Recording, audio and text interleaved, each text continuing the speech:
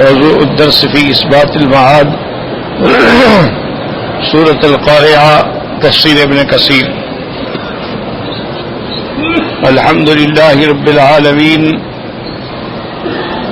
والصلاة والسلام على أشرف الأنبياء وسيد المرسلين سيدنا محمد وعلى آله وأصحابه أجمعين.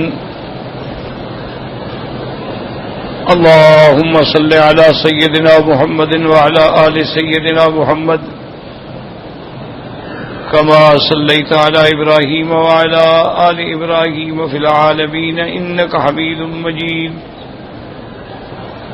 أعوذ بالله من الشيطان الرجيم. بسم الله الرحمن الرحيم. القارعة ما القارعة وما أدراك ما القارعة يوم يكون الناس كالفراش المبثوث وتكون الجبال كالعهن المنفوش فأما من ثقلت موازينه فهو في عيشة راضية وأما من خفت موازينه فأمه هاوية وما أدراك ما هي نار حامية. قال المؤلف المفسر رحمه الله تعالى أدام النفع بعلومه وعلومكم في الدارين آمين إلى أن قال. وقال الإمام أحمد حدثنا عبد الرحمن قال حدثنا حماد وهو ابن سلمة عن محمد بن أبي زياد سمعت أبا هريرة يقول سمعت أبا القاسم يقول نار بني آدم التي توقدون جزء من 70 جزءا من نار جهنم. فقال رجل إن كانت لكافية فقال ولقد فضلت عليها ب69 جزءا حرا فحرا.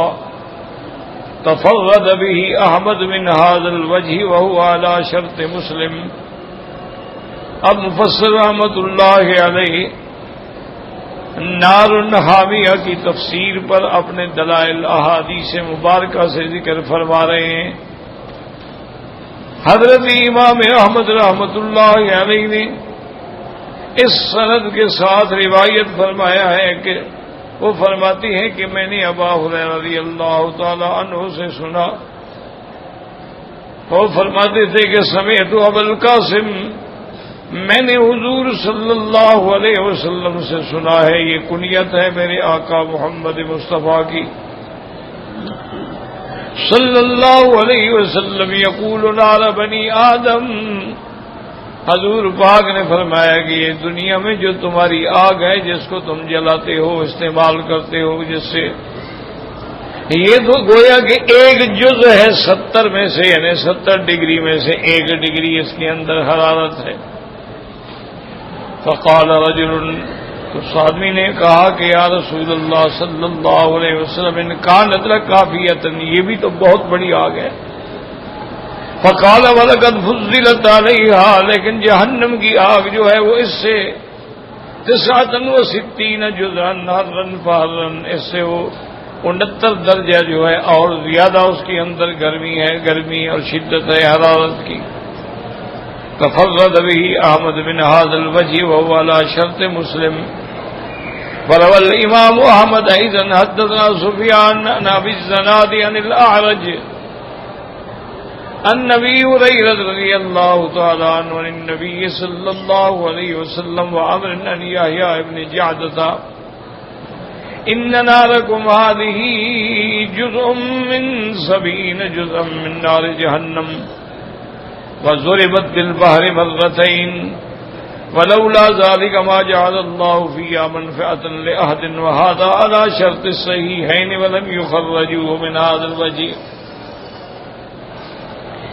اب مفسر رحمۃ اللہ علیہ فرماتی ہیں کہ حضرت ابی ہریرہ رضی اللہ تعالی عنہ نے حضور صلی اللہ علیہ وسلم سے اور عمرو بن یحییٰ ابن جعدہ سے یہ روایت بھی فرمائی ہے کہ ان نارکم ھذہ، یہ جو آگ ہے دنیا میں، یہ گویا اس 70 ڈگری میں سے صرف 1 ڈگری ہے، اور اس آگ کو اللہ تبارک و تعالی نے 2 دفعہ پانی سے دھویا ہے، اور تب اگر ایسا نہ ہوتا تو کوئی اس سے نفع بھی نہ اٹھا سکتا، کوئی اس کے قریب بھی نہ جا سکتا اور کوئی فائدہ حاصل نہ کر سکتا۔ تو اس لیے میں نے عرض کیا تھا کہ عالم آخرت کے جتنے مسائل ہیں نا وہ عالم غیب سے تعلق ہے۔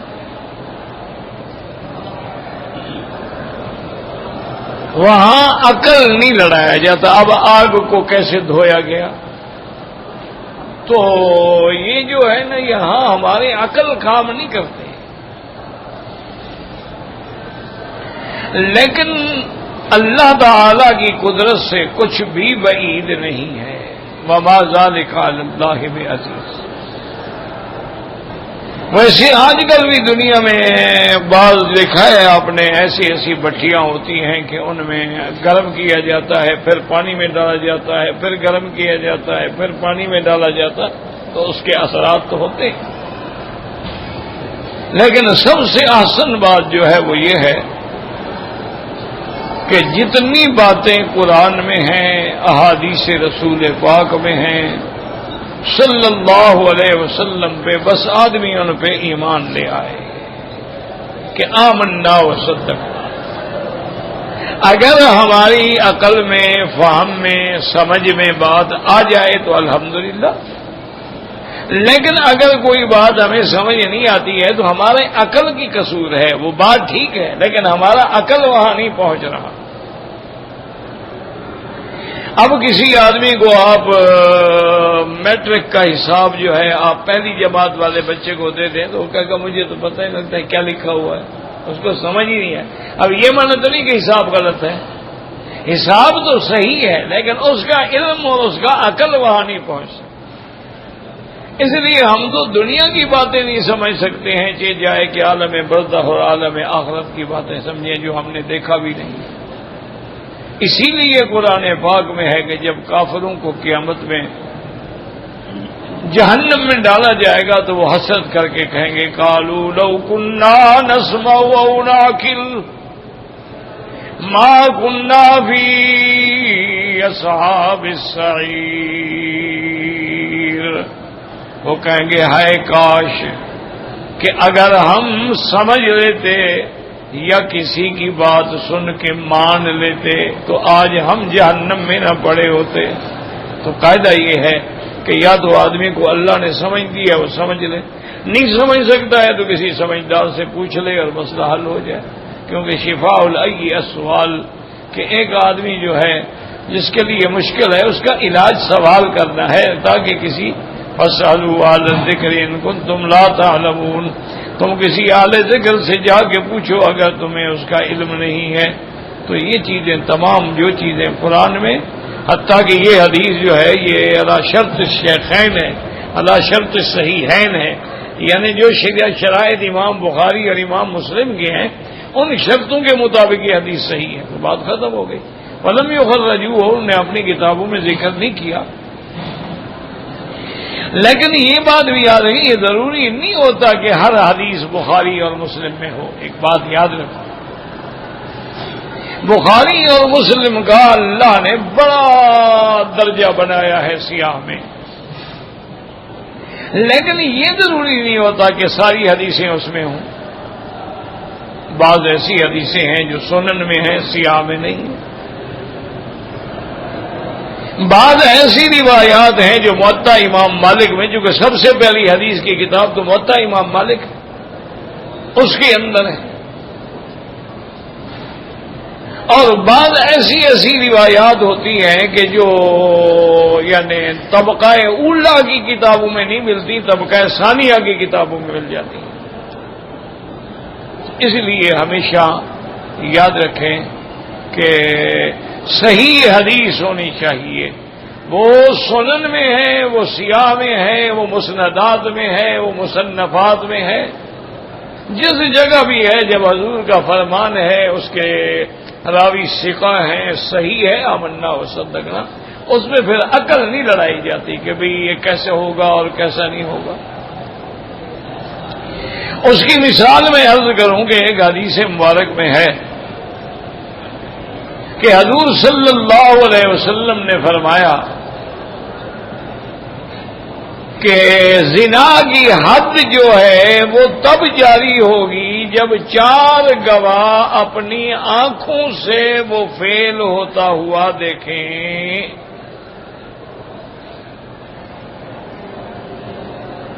یہ نہیں ہے کہ وہ ایک مرد اور عورت کو کمرے میں دیکھیں یا کپڑوں کے بغیر لیٹا ہوا، نہیں، وہ جمع کرتے ہوئے دیکھیں، وہ دخول کا فعل بھی دیکھیں، تب اس پر حد جاری ہوگی۔ چونکہ اللہ کی حکمتیں ہیں نا میرا بھائی، حد بڑی سخت ہے تو ثبوت اور زیادہ مشکل ہے، تاکہ یہ تو نہ ہو کہ روز لوگ تماشا بنا کے حد بھرواتے ہیں ایک دوسروں کو، ثابت کرنا مشکل۔ اور اگر ثابت ہو جائے تو پھر ایسی سزا ہے کہ وہ قیامت تک یاد ہے کہ اگر آدمی شادی شدہ ہے تو رجم کر کے مار دیا جائے۔ اور ثبوت جو ہے یاد رکھو، ثبوت ہوتا ہے یا تو اعتراف سے کہ ایک آدمی نے آ کے اعتراف کیا کہ جی میں نے زنا کیا، اس میں بھی بعض ائمہ فرماتے ہیں کہ کم از کم وہ 4 دفعہ اقرار کریں، 4 شہادات۔ ایک یہ ہے کہ گواہ ہے، ایک یہ ہے کہ عورت غیر شادی شدہ تھی لیکن حاملہ ہے، حمل ہے، صاف بات ہے کہ اس نے زنا کیا، اس کے بغیر تو حمل نہیں ہوتا۔ تو اس کے لیے اللہ نے جیسے سزا سخت ہے، ثبوت کرنا اور مشکل۔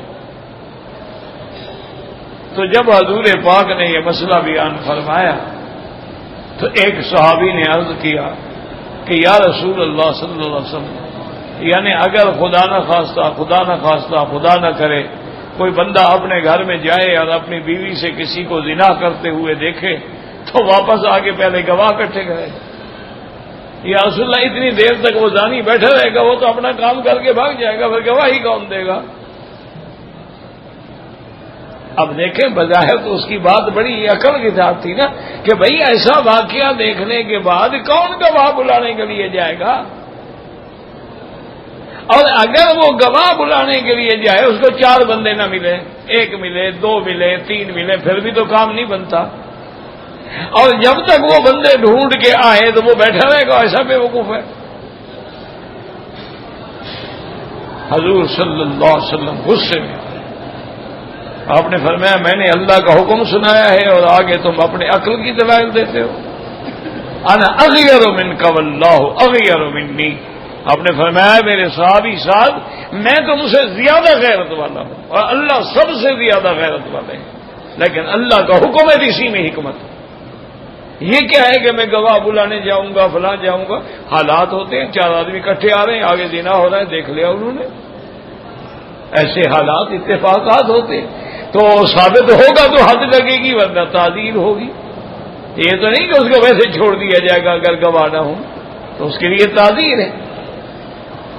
تو اسی لیے ہمیشہ یاد رکھیں کہ جب کوئی ایسی حدیث مبارک سنیں کہ جو بظاہر عقل میں نہیں آ رہی ہے تو کہیں کہ ہمارا ایمان ہے، ہمارا عقل ناقص ہے، یا ہمیں سمجھانے والے استاد نے ٹھیک سمجھا نہیں سکا، لیکن اللہ رسول کا فرمان جو ہے وہ حق۔ ورنہ آپ کسی کو کہو جی آگ کو پانی میں دھویا گیا، بھئی آگ تو پانی سے بجھ جاتی ہے، تو دھویا کیسے گیا بھائی؟ لیکن ایسی آگ بھی ہے کہ جو پانی کے اندر چلتی ہے، پھر اس کا آپ کیا کریں گے؟ پانی کے اندر آگ ہوتی ہے۔ ایسی آگ بھی ہے جو سبز درخت کے اندر ہے، یعنی سبز درخت ٹہنیاں سبز ہیں، اندر اس کے آگ ہے۔ ابھی بھی یہ درخت جو ہیں یمن کے اندر پائے جاتے ہیں، افال اور مرخ، ان دونوں کی ٹہنیاں کاٹ کے ایک دوسرے پہ مارو تو آگ نکل آتی ہے، وہ آگ جلا لیتے ہیں۔ اسی لیے اللہ تبارک و تعالیٰ یوقدون من الشجر الاخضر نارا، میں نے تمہارے لیے سبز درختوں کے اندر آگ رکھی ہوئی ہے، اور ویسے بھی ہر درخت جو ہے دیکھو سبزی ہوتا ہے نا، پھر وہ سوکھ جائے گا، پھر لکڑی کو آگ میں ڈالیں گے تو اس سے بھی آگ جلے گی، تو گویا ہر درخت میں آگ بھی ہے۔ تو اسی طرح اللہ تبارک و تعالیٰ کی یہ فرمان ہے کہ ان تحت البحر نار، یہ جو سمندر ہے اس کے نیچے بھی آگ ہے۔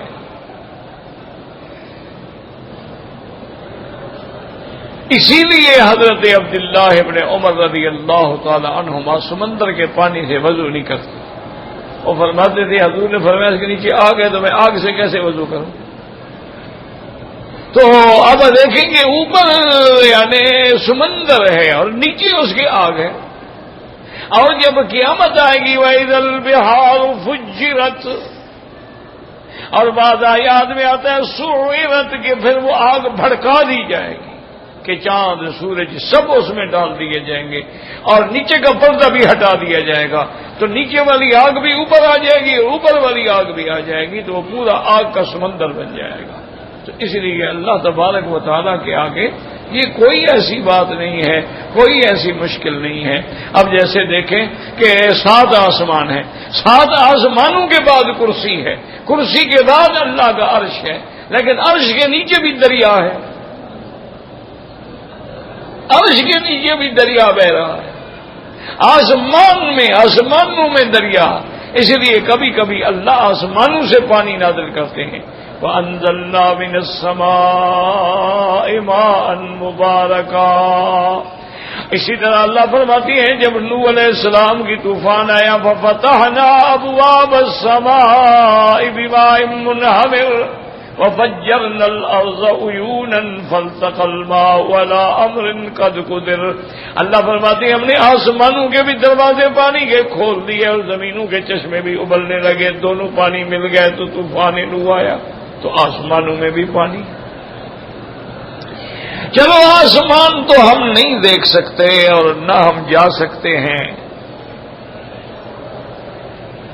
ہاں یہ بات ہے ہماری روحیں جائیں گی انشاءاللہ، ہم نہیں جا سکتے، ارواح مومنین تو جائیں گے نہیں علیین میں۔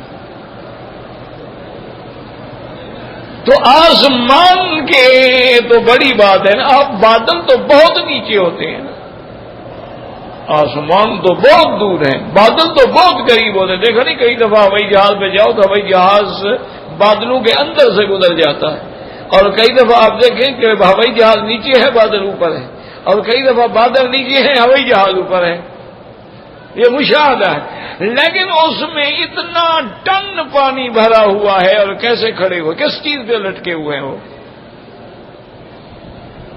اب یہ تو آپ کے سامنے ہے نا بادل، اس لیے اللہ فرماتے ہیں وَالَّذِي يُرْسِلُ الرِّيَاحَ بُشْرًا بَيْنَ يَدَيْ رَحْمَتِهِ حَتَّى إِذَا أَقَلَّتْ سَحَابًا ثِقَالًا سُقْنَاهُ إِلَى بَلَدٍ مَّيِّتٍ فَأَحْيَيْنَا بِهِ الْأَرْضَ بَعْدَ مَوْتِهَا، اللہ فرماتے ہیں کہ ہم ان بادل جب پانی سے بھر جاتے ہیں، جب اتنا بوجھ اٹھائے ہوئے کھڑے ہیں، پھر ہم حکم دیتے ہیں کہ فلاں جگہ جا کے برسو، اسی جگہ جا کے برسو۔ تو ان کو کس چیز نے روکا ہوا ہے؟ کوئی نیچے ستون ہے، کوئی ٹینکیاں رکھی، آپ گھر کی ٹینکی بھی بغیر کسی ستون کے دیوار کے لیے رکھ سکتے ہیں، اتنے بڑے بڑے بادل کیسے کھڑے ہوئے ہیں؟ آپ کہیں جی شکل ہے ہوا کا ہے زمین کا، تو کس نے پیدا کی ہے وہ شکل؟ کس نے پیدا کی؟ تم نے پیدا کی۔ زمین کس نے پیدا کی؟ تم نے پیدا کی۔ ہوائیں کس نے پیدا کی ہیں؟ تم نے کی۔ اور جی مونسون کی ہوائیں پانی کے قطرات لے کے آتی ہیں، تو پانی کس نے پیدا کیا؟ ہوائیں کس نے پیدا؟ سیدھی بات کیوں نہیں کرتے ہو کہ اللہ تبارک و تعالیٰ کی قدرت؟ اپنی عقل لڑانے کے بجائے تم نے تو کچھ بھی پیدا نہیں کیا، تم نے تو مکھی اور مچھر بھی پیدا نہیں کیا۔ اللہ پاک فرماتے ہیں کہ جن کو تم نے الہ بنا رکھا ہے، معبود بنا رکھا ہے، مشکل کشا بنا رکھا ہے، ان سب کو اکٹھا کر وہ ایک مکھی بھی نہیں بنا سکتے۔ وَإِن يَسْلُبْهُمُ الذُّبَابُ شَيْئًا لَا يَسْتَنقِذُوهُ مِنْهُ، اللہ نے فرمایا مکھی بنانا تو بڑی چیز ہے، اگر مکھی ان کا کوئی عطر یا مٹھائی کھا لے تو یہ وہ بھی نہیں چھڑا سکتے، تمہیں کیسے چھڑائیں گے؟ یہ دیکھیں نا، دیوی دیوتا کے اوپر خوشبوئیں لگاتے ہیں، عطر لگاتے ہیں، پرشاد رکھتے ہیں، مٹھائیاں رکھتے ہیں، تو اگر وہ مکھی آگے چوس لے تو کیا دیوتا دوڑ کے پکڑ لے گا مچھلی؟ وہ تو اپنی مکھی سے نہیں چھڑا سکتا، تمہیں کہتے جہنم سے چھڑا دے گا۔ تو اس لیے ہمیشہ یاد رکھیں کہ جو چیزیں سمجھ میں نہ آئیں اس کا اعتراف کریں کہ ہماری سمجھ ناقص ہے، ہمارے عقل ناقص ہے، لیکن اللہ کی بات ہے۔ صلح حدیبیہ میں حضور پاک نے، رحمت دو عالم نے، سرکار دو جہاں نے، صلی اللہ علیہ وسلم نے کافروں کی ہر شرط مان لی۔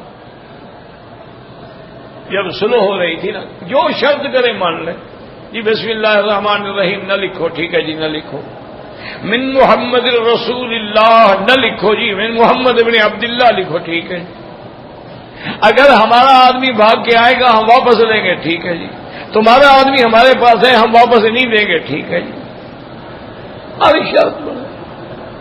حضرت عمر رضی اللہ تعالیٰ عنہ ہل گئے، کہنے لگے بھی یہ کیا مطلب ہے کہ ہم حق پر ہیں، ہم ایسا دب کے ایسی کمزور سلو اور ایسی شرطیں مان کے سلو کیوں کریں؟ اس سے بہتر ہے جہاد کریں، مر جائیں۔ حضرت عمر رضی اللہ تعالی اسی جوش میں آئے اور حضرت صدیق کے خیمے میں آئے اور کہا کہ یا ابو بکر، دیکھا حضور پاک نے کیسی کیسی شرطیں مان لی ہیں۔ پتہ ہے ابو بکر نے کیا جواب دیا؟ دلائل نہیں دیے، ایک بات کی، فرمایا عمر انہ رسول اللہ، وہ اللہ کا رسول ہے، بس ہمارے ذمہ اطاعت ہے، عقل لڑانا نہیں، وہ اللہ کا رسول ہے، اور اللہ کا رسول اللہ کے حکم کے بغیر کوئی قدم نہیں اٹھاتا۔ تو جب ہم نے رسول اللہ مان لیا ہے تو شرطیں ماننا کون سی مشکل بات ہے؟ پھر حضرت عمر کو بات سمجھ آ گئی، نے کہا بات تو ٹھیک ہے ابو بکر کی کہ جب ہم نے اس کا کلمہ پڑھا ہے، رسول اللہ ہے، ہم پر اطاعت ان کی فرض ہے، تو پھر بحث کا کیا معنی ہے؟ معلوم ہوتا ہے اس میں کوئی حکمت ہوگی جو ابھی ہمیں سمجھ ہی نہیں آ رہی۔ اور جب صلح ہو گئی، فتح مبین حاصل ہو گئی۔ اللہ کی شان یہ ہے کہ اس صلح کے بعد اسلام کو وہ عزت ملی، وہ عزت ملی، وہ شان ملا کہ حضور جب صلح کے لیے آئے تھے تو 1500 کا لشکر ساتھ تھا، لیکن فتح مکہ والے دن 10,000 صحابہ ساتھ۔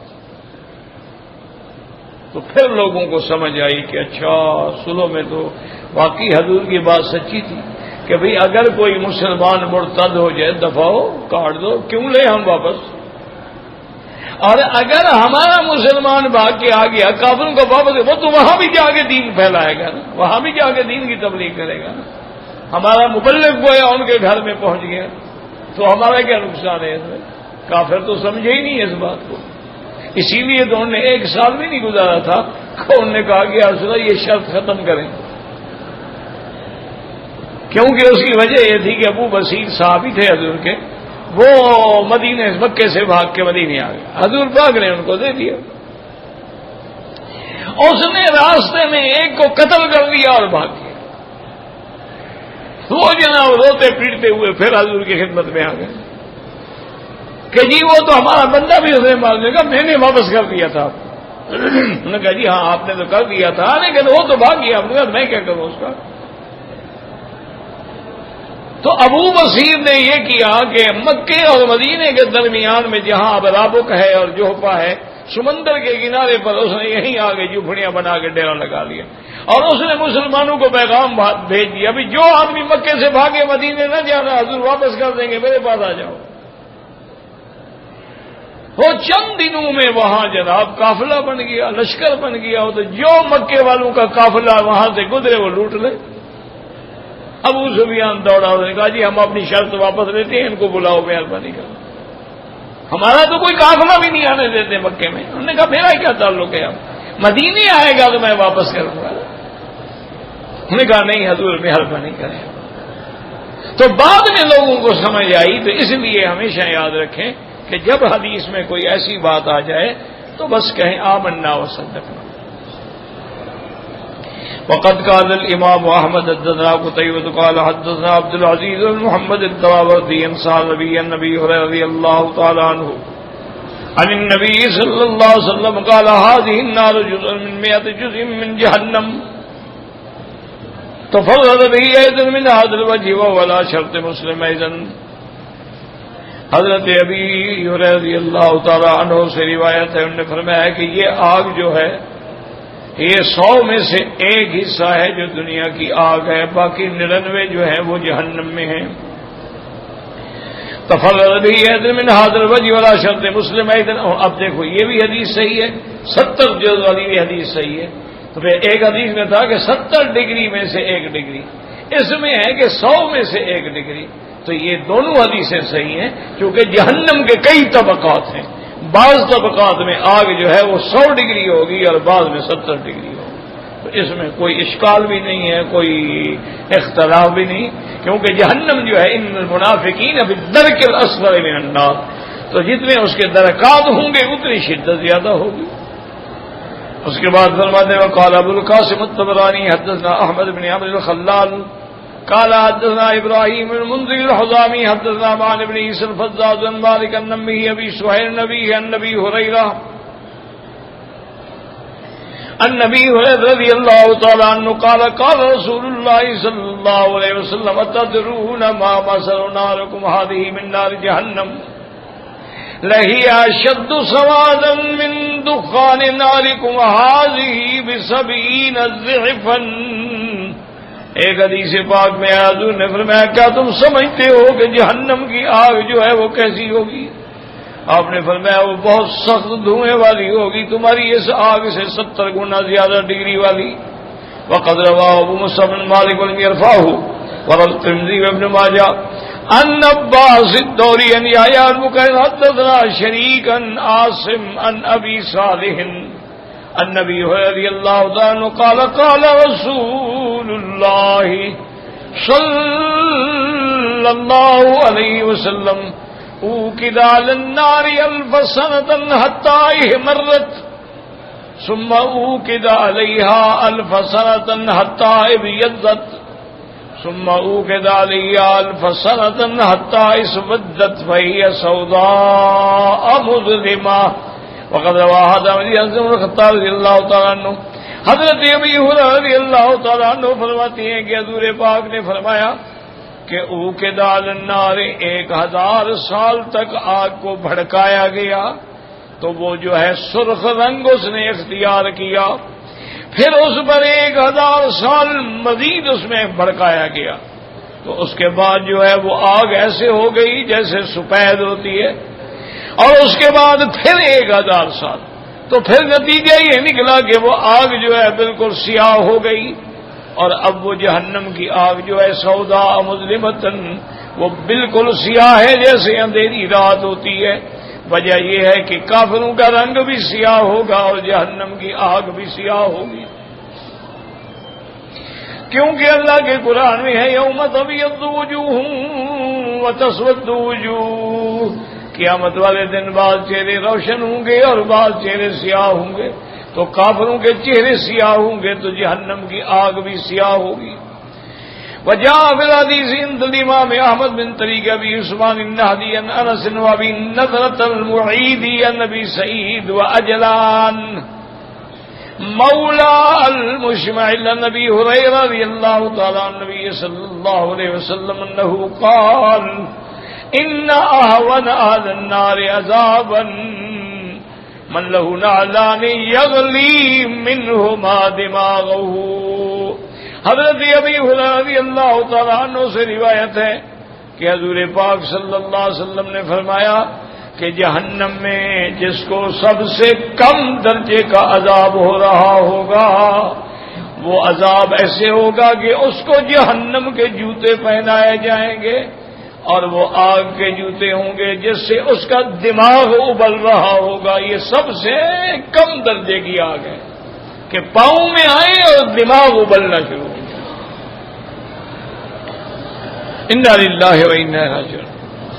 وقد ثبت في الصحيحين ان رسول الله صلى الله عليه وسلم قال اشتكت النار الى ربها فقالت یا رب اکل بعضی بعضا فأذن لها بنفسين نفس في الشتاء ونفس في الصيف فأشد ما تجدون في الشتاء من بردها وأشد ما تجدون في الصيف من حرها. صحیحین میں یعنی بخاری اور مسلم میں بھی حدیث موجود ہے کہ حضور نے فرمایا کہ آگ نے اپنے رب کے آگے شکایت کی.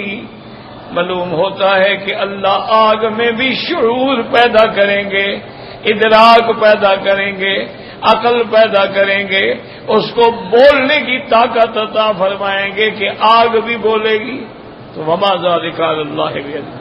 اسی لیے قرآن پاک میں آتا ہے تکاد تمیز من الغیظ.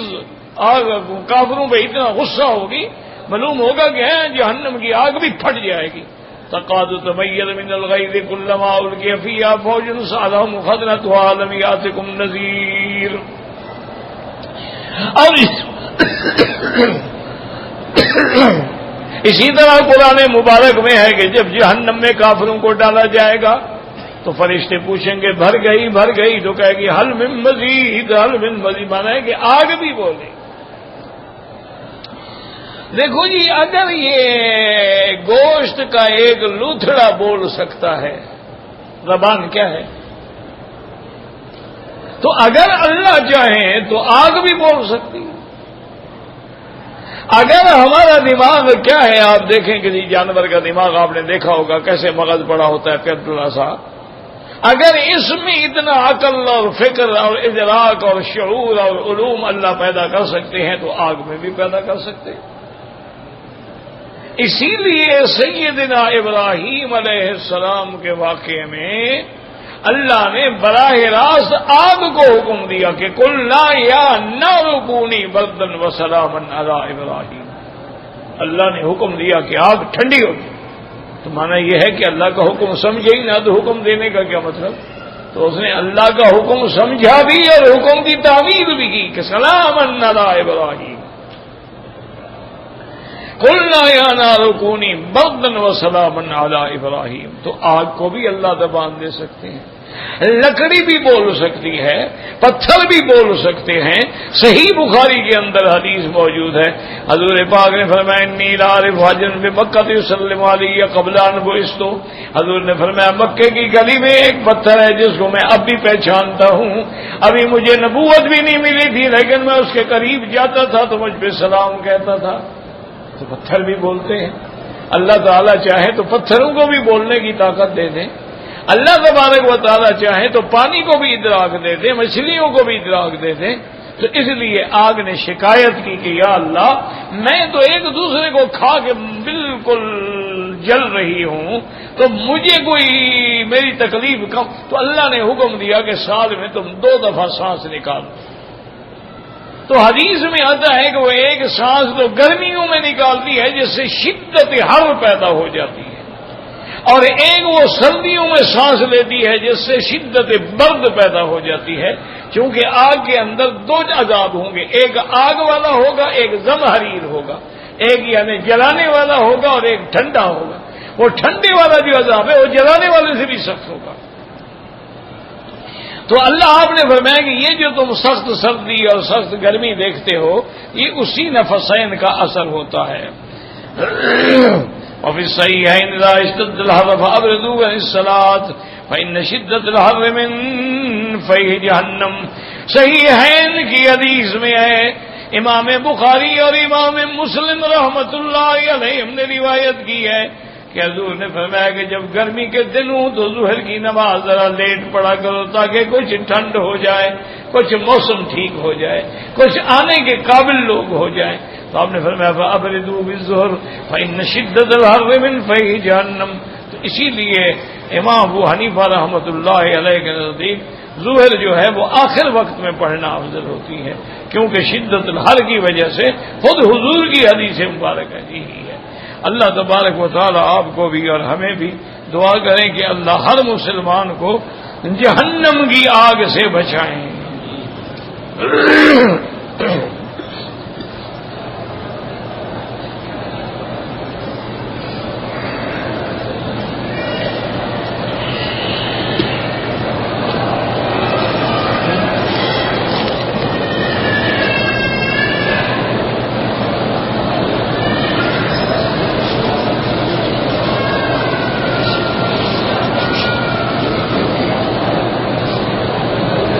بہرحال آپ ایک کمپنی میں بطور ملازم آئے ہیں، کمپنی نے آپ کو احرام نہیں باندھنے دیا. مجھے آج تک یہ مسئلہ سمجھ نہیں آیا کہ کمپنیاں ایسا کیوں کرتی ہیں، مسلمانوں کو عمرے سے روکتی ہیں. حالانکہ حضور کا حکم ہے کہ میقات سے بغیر احرام کے نہ گزرو. بہرحال آپ پہ تو کوئی دم نہیں ہے کہ آپ معذور تھے، آپ مجبور تھے، آپ کے بس میں کچھ نہیں تھا، آپ ان کے اقامے پہ آ رہے ہیں، کیا کریں. کہتے جی کہ پھر ہم نے 24-25 رمضان کو مسجد عائشہ سے احرام باندھ کے عمرہ کیا. ٹھیک ہے، کوئی بات نہیں. آپ پر میقات سے احرام نہ باندھنے کا دم نہیں ہوگا، اس لیے کہ آپ نے عمدن نہیں چھوڑا.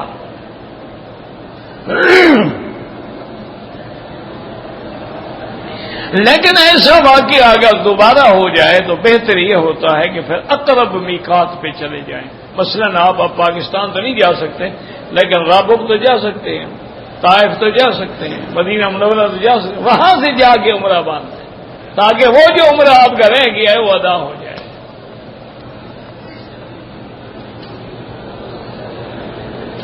کہتے جی کہ حج میں جو طواف زیارت ہوتا ہے، بھائی طواف زیارت حج کا یعنی یوں سمجھیں کہ فرض ہے، رکن ہے، جس کے بغیر حج مکمل نہیں ہوتا. اس کا امام ابو حنیفہ رحمت اللہ علیہ فرماتے ہیں کہ 10، 11 اور 12 یہ 3 دن جو ہیں 12 تاریخ کی مغرب سے پہلے طواف زیارت کرتے. اگر بعد میں کرے گا طواف تو ہو جائے گا، طواف تو چاہے 14 کو کریں، 15 کو کریں، 20 دن پہلے ہو جائے، لیکن دم دینی پڑ جائے. وہ کہتے ہیں اس کی حد جو ہے 10، 11، 12 کے سورج ڈوبنے سے پہلے. اور بعض ائمہ فرماتے ہیں کہ چونکہ 13 کا دن بھی ایام تشریق میں ہے تو 13 والے دن بھی کر سکتا ہے. اور بعض ائمہ تو یہ بھی فرماتے ہیں کہ پورا ذی الحج میں بھی کر سکتا ہے. لیکن ایک بات یاد رکھیں کہ جب تک طواف زیارت نہیں کرے گا اس پر اپنی بیوی بھی حلال نہیں ہوگی. یعنی ہر چیز حلال ہو گئی، کپڑے ہم نے پہن لیے، خوشبو لگا لی، سب چیز حلال، لیکن بیوی حلال تب ہوگی جب طواف زیارت کرے گا، چونکہ تحلل کامل تب ہوتا. مینا میں آنے کے بعد ہم نے کنکری ماری، قربانی کی، بال منڈائے، احرام کھل گیا، پابندی ختم ہو گئی، لیکن بیوی کی پابندی باقی ہے جب تک کہ طواف زیارت. اگر میاں بیوی دونوں حج میں دونوں طواف زیارت کریں اس وقت تک میاں بیوی آپس میں نہیں مل سکتے. تو بہرحال امام صاحب کے نزدیک تو 12 کی شام تک ہے اور باقی ائمہ کے نزدیک 13 بھی ہے. تو کوشش یہی کریں، حضور پاک نے یہ طواف جو ہے نا، آپ 10 کو جب مینا پہنچے ہیں تو سب سے پہلے حضور پاک نے کنکریاں ماری، اس کے بعد حضور پاک نے قربانی کی، اس کے بعد حضور پاک نے حلق کرایا، اس کے بعد احرام کھولا، غسل کیا، کپڑے بدلے، خوشبو لگائی اور حرم تشریف لے آئے طواف کرنے کے. مقصد ہے کہ آپ کا طواف 10 کو ہو گیا، پھر واپس بھی نہ چلے گی.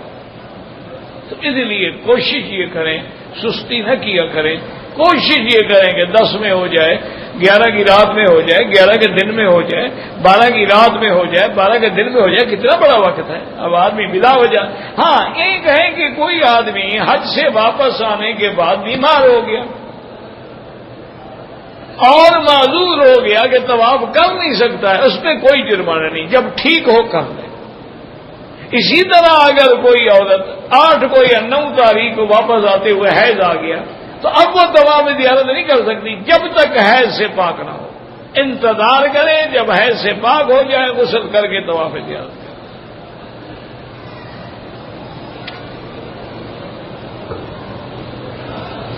میرا بھائی وہ ایک بزرگ نے بتلایا تھا تو میں نے بھی آپ کو بتلا دیا.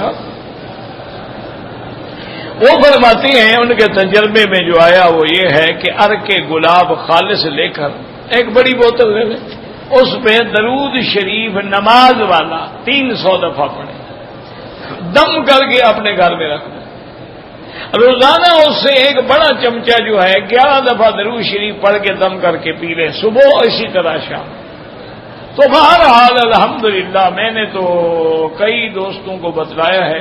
میرے ایک بہت اچھے دوست تھے، وہ بیچارے ہسپتال میں تھے، یعنی ہسپتال والے دن میں 4 انجیکشن انسولین کے لگاتے تھے، شوگر کنٹرول نہیں ہو رہی تھی، 400 سے اوپر چلی گئی، نیچے آ ہی نہیں رہی تھی، بڑی مشکل سے کوئی تھوڑا بہت گر جاتی پھر ٹھیک اسی طرح وہ بیچارہ ایڈمٹ ہو گیا اسپتال۔ انہوں نے کہا جی گھر میں کوئی علاج ہو ہی نہیں سکتا۔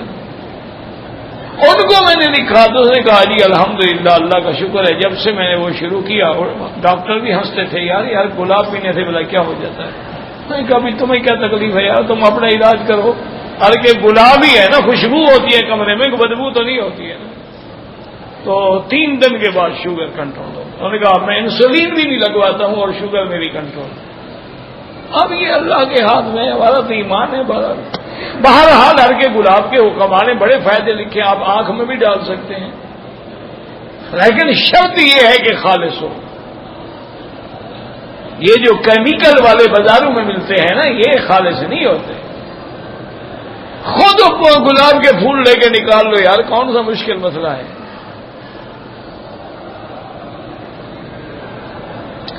اگر عورتیں بوسہ لیتے ہوئے بے پردگی ہوتی ہے تو بوسہ نہ لیں، لیکن اگر بے پردگی نہ ہوتی ہو، کپڑا اوپر ڈال کے بوسہ لے لے تو منع بھی نہیں ہے، عورتیں بھی بوسہ لے سکتی ہیں۔ لیکن بے پردگی کا خطرہ ہو یا غیر مردوں کے ساتھ ٹکرانے کا خطرہ ہو یا مکس ہونے کا خطرہ ہو، پھر بوسہ نہ لیں، پھر اشارہ کر۔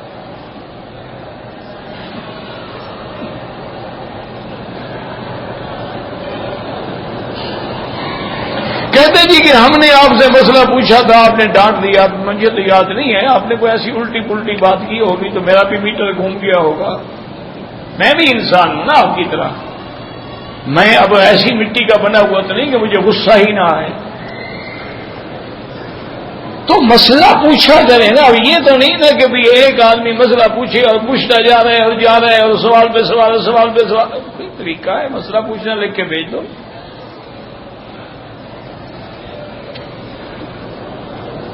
عید میلاد النبی جو منائی جاتی ہے یہ خالص بدعت ہے، نہ اللہ کا حکم ہے، نہ اللہ کے رسول کا حکم ہے، نہ صحابہ نے منایا، نہ اہل بیت نے منایا۔ حضور کی وفات سے 600 سال بعد ایک بادشاہ نے یہ بدعت رائج کی، اس کا تو سنت سے کوئی تعلق ہی نہیں ہے۔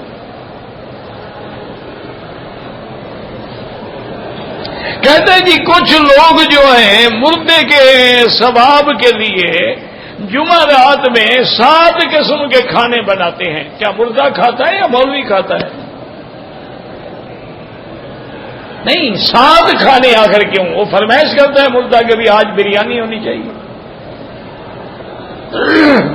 جھوٹ ہے، بدعت ہے۔ مولویوں نے اپنے پیٹ کے لیے مسائل پیدا کیے ہوئے ہیں کہ چلو جمعرات کا موقع، چھٹی کا موقع ہوتا ہے، کھانے وانے اچھے مل جائیں گے، 7 ڈشیں آئیں گی، سارے گھر والے بھی مزے کریں گے۔ انا للہ و انا الیہ راجعون، بالکل دھیلے کا بھی ثواب نہیں۔ تم نے ثواب پہنچانا ہے، نہ 7 کی ضرورت ہے نہ 8 کی ضرورت ہے، جو اللہ توفیق دے دو۔ دیکھا نہیں ہے مکے میں سب عرب آتے ہیں ماشاءاللہ، سفرے بچھا رہے ہیں، کھجوریں لگا رہے ہیں، قہوہ پلا رہے ہیں، چائے پلا رہے ہیں، بات خیرات کر رہی ہے۔ یہ تھوڑا ہے کہ 7 قسم کی کھجوریں نہیں ہوں تو پھر ثواب نہیں ہوگا۔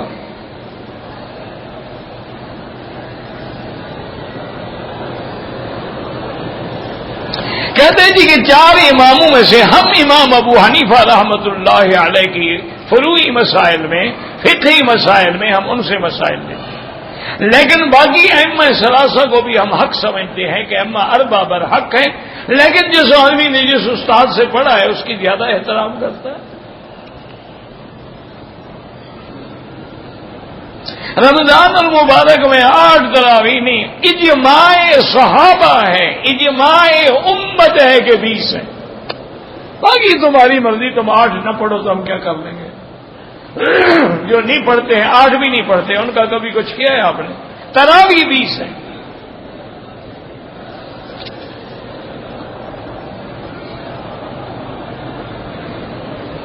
ہم جدید نفر ہیں، 12 تراوی 20 ہے، اس پہ اجماع ہے صحابہ کا، اور جس پہ میرے مدنی کے لاکھوں صحابہ متفق ہو جائیں، اس مسئلے کو بھی آپ پوچھ رہے ہیں۔ تمہارے 4 مولوی متفق ہو کے فتویٰ دے دیں گے، یہ علماء نے فتویٰ دیا، اور یہ تو صحابہ کا عمل ہے۔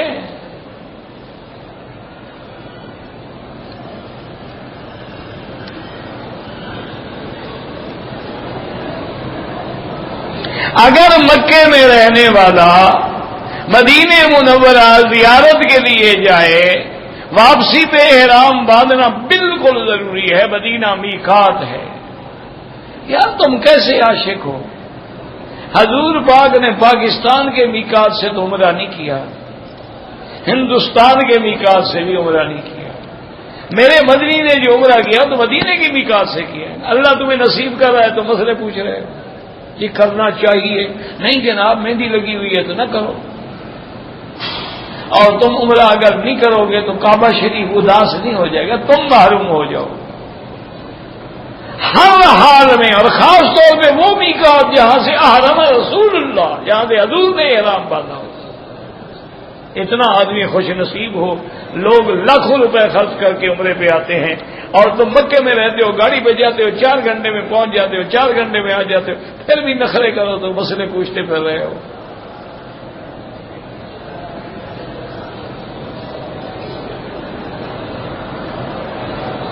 بھائی جو بھی صحابہ کے عاشق ہیں، جو بھی صحابہ سے محبت کرنے والے ہیں، ہم سب کے لیے الحمدللہ ہمیشہ دعا کرتے ہیں، کیونکہ ہمارا ایمان ہے کہ صحابہ کے بغیر نجات ہے ہی نہیں۔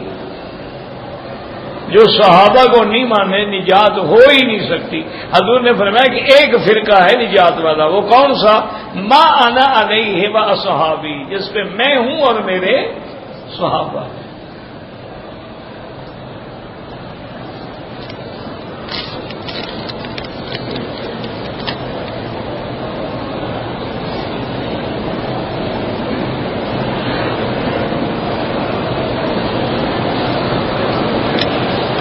انسان محبت کرتا ہے، کس نے کہا ہے کہ محبت نہ کرو؟ اللہ سے محبت کرو، اللہ کے رسول سے محبت کرو، لوگوں کی لڑکیوں سے تو محبت نہ کرو۔ اگر تم اتنا بڑا دل رکھتے ہو تو اپنی لڑکی سے بھی کسی کو عشق کرنے کی اجازت دے دو نا، تاکہ وہ بھی آئے، محبت کرے، انجوائے کرے۔ انا للہ، بھائی محبت کے بغیر تو کچھ ہے ہی نہیں نا۔ اللہ سے بھی محبت نہ ہو تو ایمان نہیں۔ والذین آمنوا اشد حبا للہ،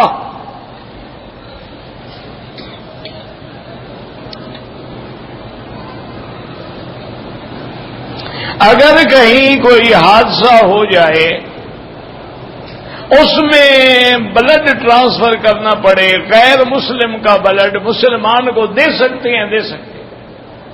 مسلمان کا بلڈ بھی کافر کو بالکل جان بچانے کے لیے دے سکتے ہیں۔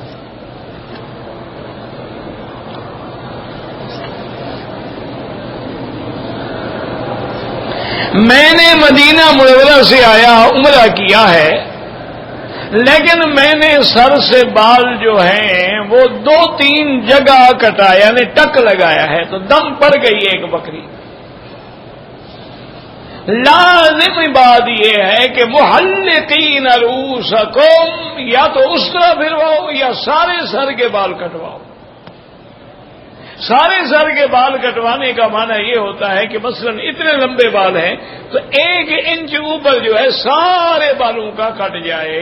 یہ نہیں کہ ٹک ادھر سے اور ٹک ادھر سے، یہ تو عورتوں کے بال ہیں، چھوٹے سے کاٹ لیے پیچھے سے، بہرحال دم پڑ جاتی ہے۔ صرف امام شافعی رحمت اللہ علیہ فرماتے ہیں کہ اگر تھوڑے سے بال بھی کاٹے ہیں تو دم نہیں پڑے گی۔ وہ یہ نہیں کہتے کہ ایسا کرو، وہ بھی کہتے ہیں کہ اگر کوئی ایسا کر بیٹھے تو دم نہیں پڑے گی کہ چلو مقصرین میں تو شامل ہو گیا ہے۔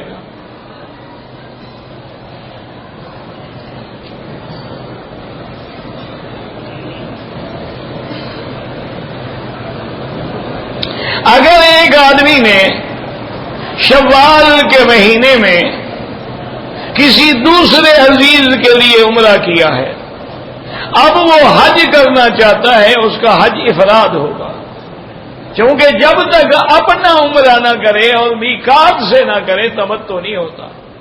آپ کا حج افراد ہوگا، اور حج افراد والے کے لیے بکری حج کی دینا واجب نہیں ہے، اگر اللہ توفیق دے دو، ورنہ ضروری نہیں ہے۔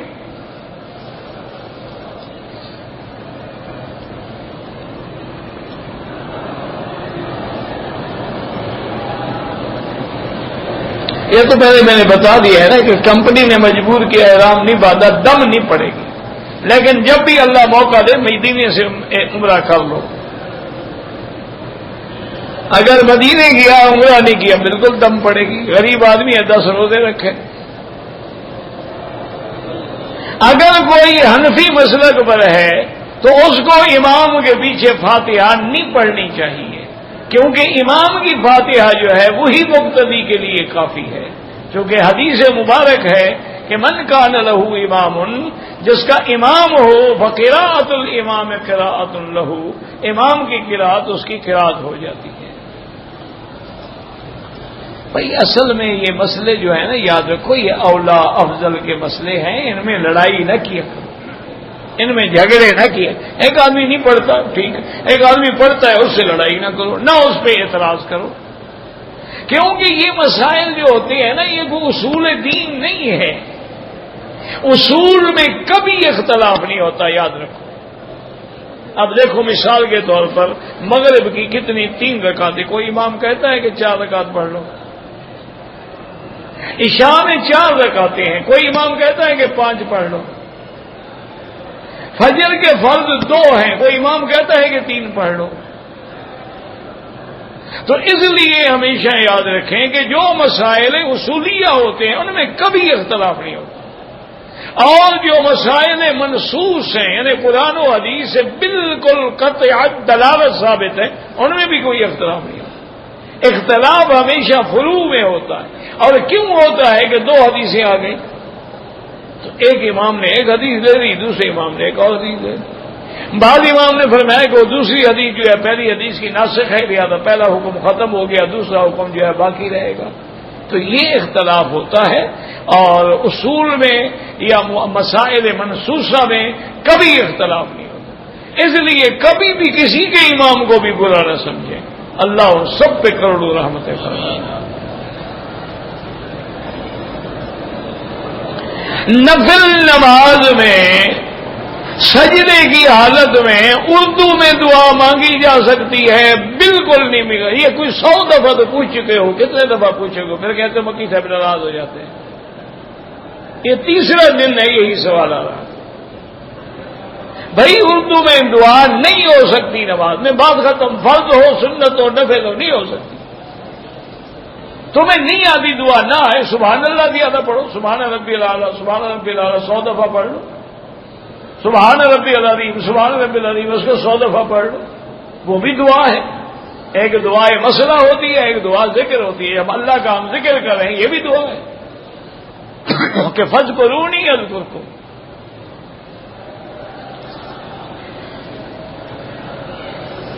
مکے کے باہر یعنی حدود حرم کے اندر جہاں بھی نماز پڑھو گے 1 کا لاکھ ملے گا۔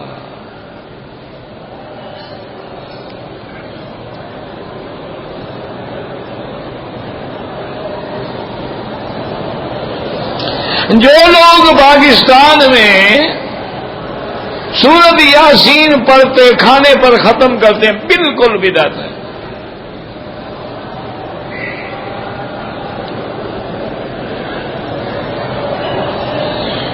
یہ مسئلے مولویوں نے بنائے ہیں اصل میں اپنے پیٹ کے لیے، انہوں نے مسئلے بنائے، ایک ختم صغیر ہے ایک ختم کبیر ہے۔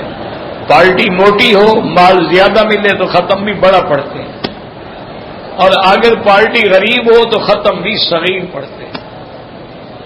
اچھا آپ اللہ کے حرم میں بیٹھے ہیں، مولوی مکی کی بات کو چھوڑو، خدا کے کعبے میں بیٹھے ہیں، ایمان سے مجھے ایک بات بتاؤ، کبھی مولوی نے اپنے باپ دادا نانا نانی کے ختم پر بھی تمہیں بلایا ہے؟ کبھی اس نے ان کے لیے 7 جمعراتیں منائی ہیں؟ کبھی ان نے ان کے لیے 40واں منایا ہے؟ اس کو پتا ہے کہ حرام ہے، وہ اپنا مال کیوں حرام کرے؟ وہ تو تیرا مال حرام کرواتا ہے۔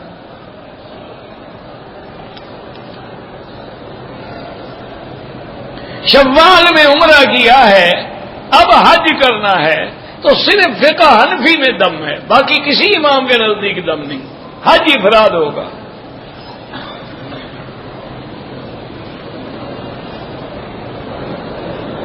کہتے ہیں جی کہ دکانوں میں بعض لوگ جو ہیں 10 ریال کی چیز 20 ریال میں بیچتے ہیں۔ بہرحال ایسا نفع نہیں کرنا چاہیے کہ مسلمان کو نقصان ہو، لیکن جب دونوں لینے والا بھی دینے والا بھی راضی ہے تو بیع تو ہو جائے گی۔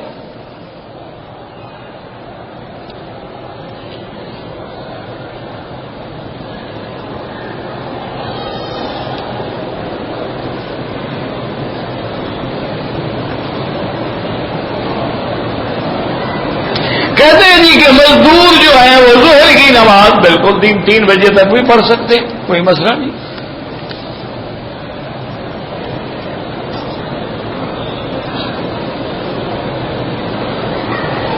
بہرحال بہتر یہ ہے کہ آپ حج کے بعد مدینہ جائیں، ورنہ مدینہ منورہ سے واپسی پہ آپ کو عمرہ کرنا پڑے گا، اور عمرے کرنے والے پر اگر مکی ہے تو حنفی مسلک میں دم پڑ جاتا ہے۔ بہتر یہی ہے، کیوں اختلاف میں پڑتے ہو؟ آرام سے حج کر کے مدینہ شریف جاؤ۔ اور بلکہ بعض علماء اور اولیاء اللہ جو ہیں وہ تو پہلے مدینہ شریف جب حج پہ آتے تھے نا، پہلے نہیں جاتے تھے، وہ کہتے تھے حج کر لو، گناہ ختم ہو گئے، پاک صاف ہو گئے، اب مدینہ منورہ جاؤ، گناہ ہمارے الفاظ میں معاف ہو گئے، طواف زیارت میں معاف ہو گئے، تو لہذا اب ہم گناہوں سے دھل کے پاک ہو کے حضور کے شہر میں جائیں، حضور کی مسجد میں جائیں۔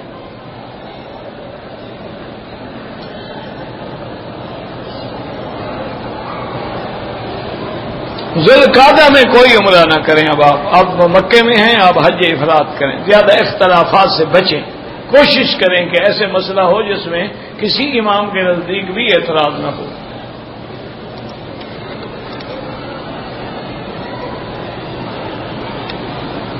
کہتے ہیں جی کہ میں چھٹی پر اپنے ملک گیا تھا، شوال میں واپس آیا اور میں نے عمرہ کیا، تو اب آپ کا حج تمتع ہوگا اور آپ کو حج کی بکری رکھنی ہوگی، کیونکہ آپ نے شوال میں اپنے میقات سے عمرہ کیا ہے۔ اگر حج کرو گے تو ایک بکری تمتع کی دو گے، حج نہ کرو تو کوئی بکری شکری نہیں۔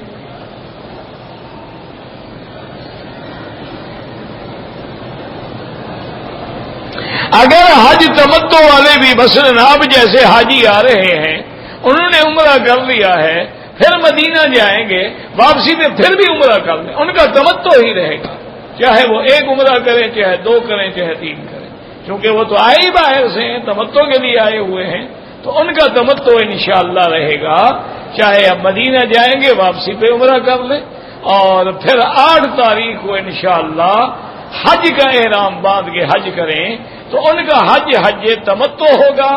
وہ جا کے پہلے 10 تاریخ کو کنکری ماریں گے، اس کے بعد قربانی کریں گے، اس کے بعد بال کٹائیں گے، پھر احرام کھولیں گے۔ واللہ اعلم۔ ربنا تقبل منا انك انت السميع العليم وتب علينا انك انت التواب الرحيم اللهم فرج هم المهمومين نفس كرب المكروبين واقض الدين عن المدينين واشفنا واشف مرضانا ومرضى المسلمين اللهم اجعل لنا وللمسلمين من كل هم فرجا ومن كل ضيق مخرجا ومن كل بلاء عافيا۔ یا اللہ بیماروں کو شفا عطا فرما، یا اللہ بیماروں کو شفا عطا فرما، یا اللہ ہماری ظاہری باطنی روحانی جسمانی بیماریاں دور فرما، یا ارحم الراحمین یا ارحم الراحمین۔ اذهب الباس رب الناس اشف انت الشافی لا شفاء الا شفاؤک شفاؤک لا یغادر سقما۔ اللهم اشفنا واشف مرضانا وارحم موتانا واستجب دعانا ولا تخيب رجاءنا برحمتك یا ارحم الراحمین۔ یا اللہ عالم اسلام کی عزت کا فیصلہ فرما، یا اللہ عالم اسلام کی حفاظت فرما، یا اللہ مسلمان جس ملک میں ہیں ان کی جان مال آبرو عزت کی حفاظت فرما، یا اللہ اسلامی ملکوں میں امن قائم فرما، یا اللہ اپنے عذاب رفع فرما، یا اللہ اس بلد الامین کو قیامت تک ہر فتنے سے محفوظ فرما. ربنا آتنا فی الدنیا حسنۃ وفی الآخرۃ حسنۃ فقنا عذاب النار. صلی اللہ تعالی علی خیر خلقہ سیدنا محمد وعلی آلہ وصحبہ اجمعین. اللهم صل علی سیدنا محمد وعلی آل سیدنا محمد وبارک.